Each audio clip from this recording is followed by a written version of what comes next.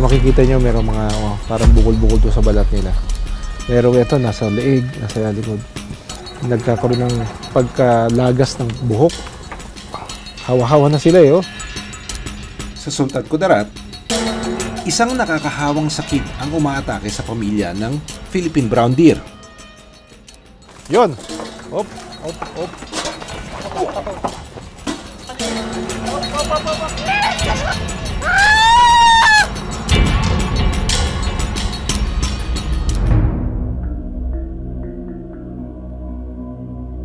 Dito sa nag-iisang rescue center sa Soxargen Region,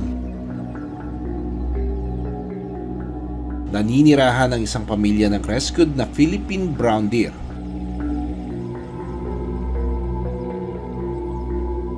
Nagsimula lang daw sila sa 2 rescue na brown deer hanggang sa dumami ng dumami.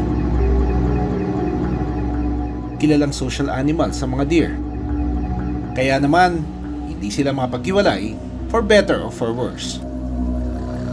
Kaya ang sakit ng isa, naipapasa na rin sa iba. Sugat-sugat at bukol-bukol ang karamihan sa kanila. Maging mga juvenile o batang usa, iniinda ito. Hindi alam ng mga caretaker kung saan nanggaling ang sakit. Nandito yung usa, yung sinasabi niya sa amin na may depresya sa balat. Oo nga, ano. So, nabigyan niyo na siya ng gamot sa balat, pero may konting improvement. However, parang merong payat, payat pa rin, ha? Naghawa na ito.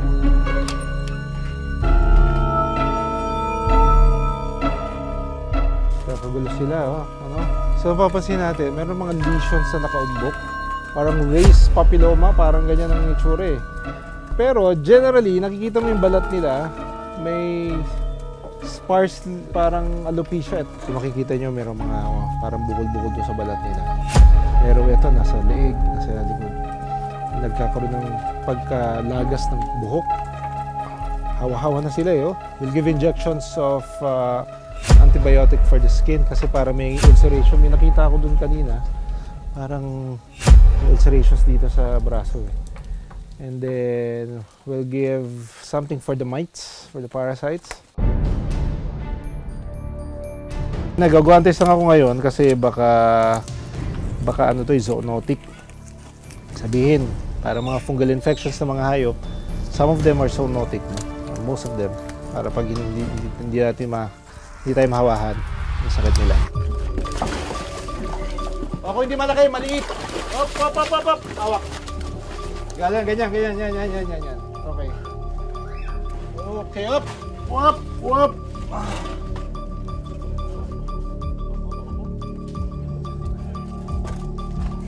Ito yung pinakamalaki, no?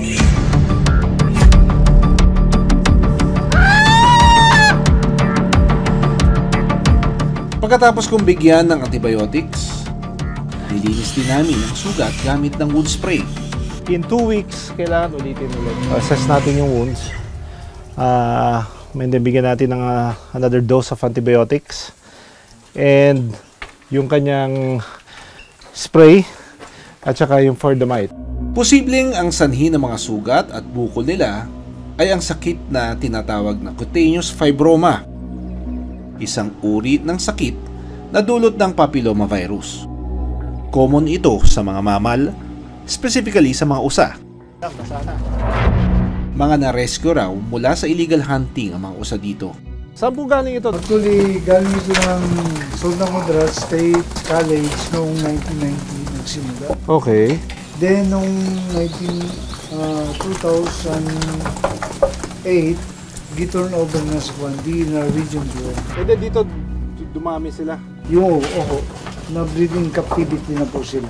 Kapag gumaling na ang mga usa, may tsansa pang maibalik sila sa kanilang habitat. Sila pwede mag-stay dito longer, it's because hindi ito yung tamang habitat. Kung marami na talaga, so kung minsan sa isang quarter merong 2 release.